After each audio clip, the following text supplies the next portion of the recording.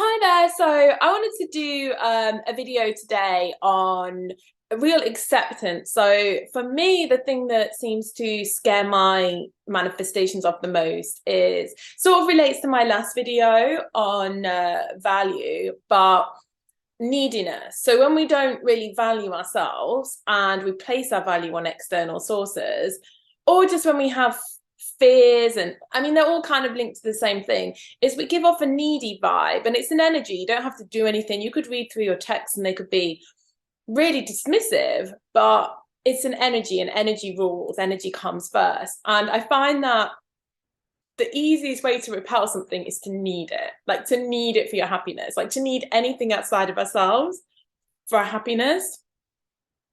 And like when we're just in the flow, and I think that's why, it's so easy to meet people and get into like a great relationship for the first few dates, because we don't have that need yet. We're just enjoying it. We're enjoying the dates. We're going with the flow. And then as soon as we like, I really don't want to lose this person. I need this person for my happiness. Often the dynamic shifts, right?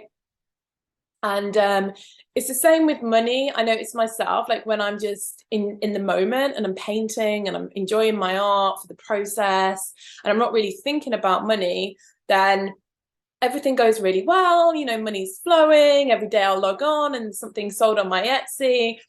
And as soon as I start to see my money sources go down, and then, I start to panic, and then I'm like, oh my God, what can I paint that's going to generate money? Then, things kind of get worse and worse and worse and worse and worse. So, it's kind of difficult to shift out of that sometimes, that need, like, how do you stop needing something? And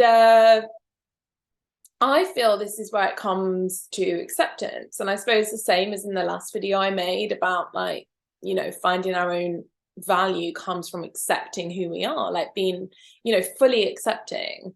You see people with, if you go on and look at a show like Love is Blind, you will realize that it has very little to do with looks. And what's the key aspect that most of these people have that get into these relationships, even when they have major physical, disabilities and massive age gaps, like 40-year age gaps and things like this. I think it's like 50 years, I'm sure I've seen.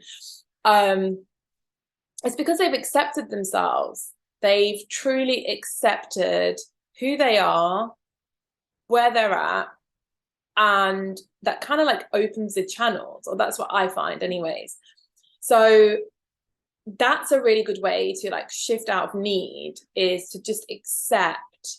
Because a lot of the time it's like we just keep desperately wanting something or desperately needing something, and we don't ever really make peace with what we really do have, like right now. And that might be being just okay with being single.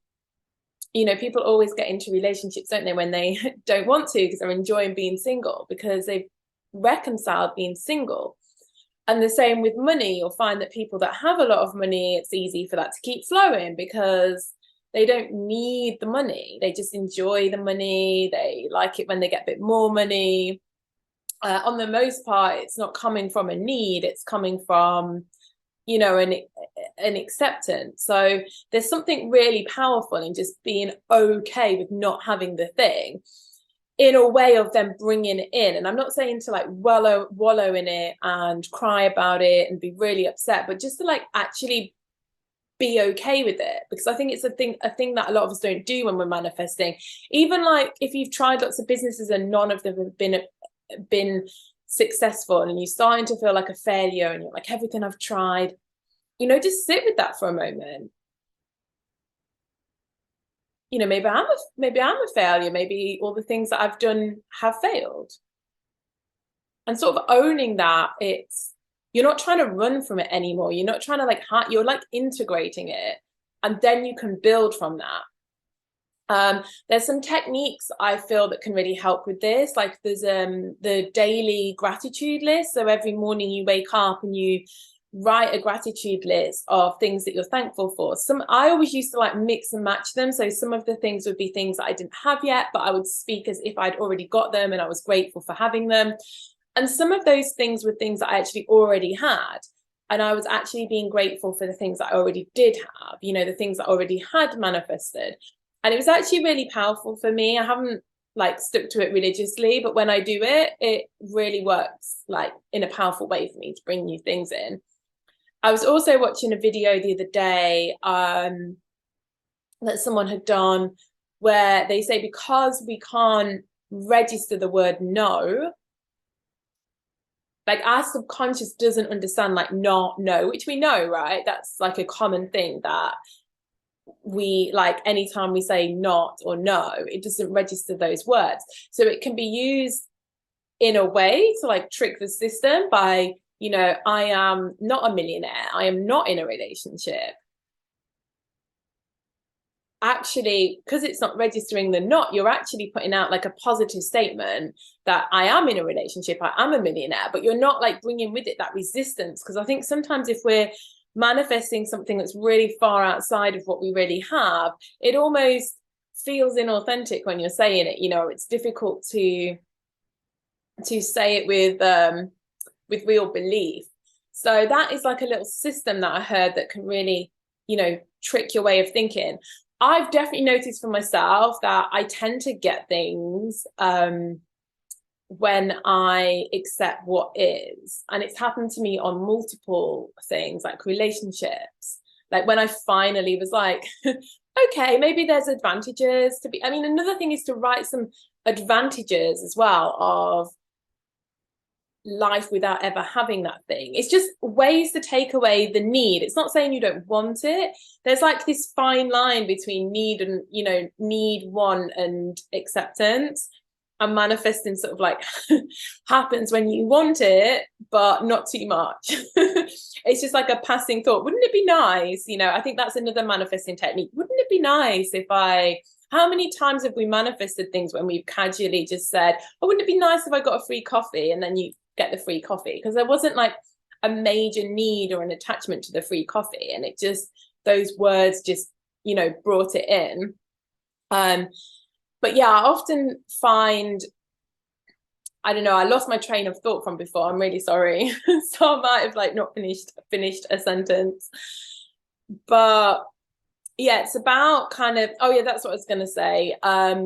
So I found that when I've like really come to accept things, so like in a relationship, when you say, you know, what are the, you know, it's okay if I'm always single, I'm not going to die. I'm not, you know, I can still have fun, still things that I can do. There's many relationships out there that are miserable. And it was actually shortly after that acceptance that I really like manifested something a lot more permanent. And the same with my house as well. I actually really wanted a house. Like I really wanted it. I really wanted to own one. And I remember just giving up. I'd made all these Pinterest mood boards, and I remember this really clearly. I wasn't really even into manifesting then in such a kind of conscious way.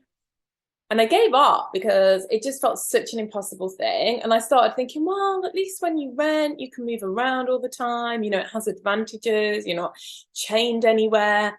And literally within 8 months, I manifested a house. And I know it's because I just stopped needing it or putting so much pressure on it, like making me happy. And I started to find the happiness with what is, you know, if I never got that. And for me, that's worked every time. And I'm like in the process of doing it for money, because one of my big blocks that's left over is like day-to-day cash flow. It just, I'll suddenly look like everything's going really good. And I know that it's that energy that I have for it, that I used to have for relationships, I used to have for a house. And you know, this is what I need to work on myself, is getting to that point where I'm okay, you know, if it comes, if it goes, if I don't ever, you know, become really rich, like that's okay too. There's still advantages. There's lots of rich people that are unhappy. And I'm not saying this in a way to like limit, you know, our dreams, and I personally find that it doesn't work like that. I found that when we accept what is as a baseline, and manifesting becomes more powerful because it's coming from a place of, I'm absolutely fine as I am, but wouldn't it be nice to have this? And wouldn't it be nice to have this? And wouldn't it be nice to look 10 years younger? But when we need it so bad, it's like you just manifesting more need. It's always like, escaping you. That's what I found, even with like aging, let's say, when you look at people that are just desperate not to grow old, like they're desperate not to grow old, they always look kind of old because it's like, they're just not accepting themselves at all as they are. They're just like, I can't be happy like this. I can't be happy. I have to look younger. I'm not going to be happy unless I can.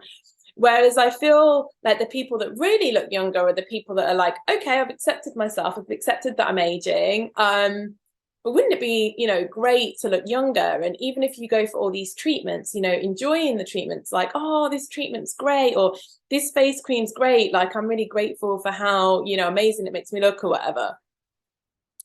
It's coming from a very different energy, like coming from acceptance rather than coming from need, to me makes my manifestation so much more powerful. And I think this is why we all have so much luck manifesting little things or even big things sometimes, but just because they're not so big to us, like to some people, being a millionaire by the age of 18 wasn't really a need. It was just something they really wanted to achieve. And I think the longer that we live with a certain pattern, it almost becomes like harder to accept. Like, we just keep running away from like accepting it rather than really integrating it and sort of working through it. So yeah, these were just a couple of insights that I had today, and hope they're helpful for people. And yeah, I'll speak soon.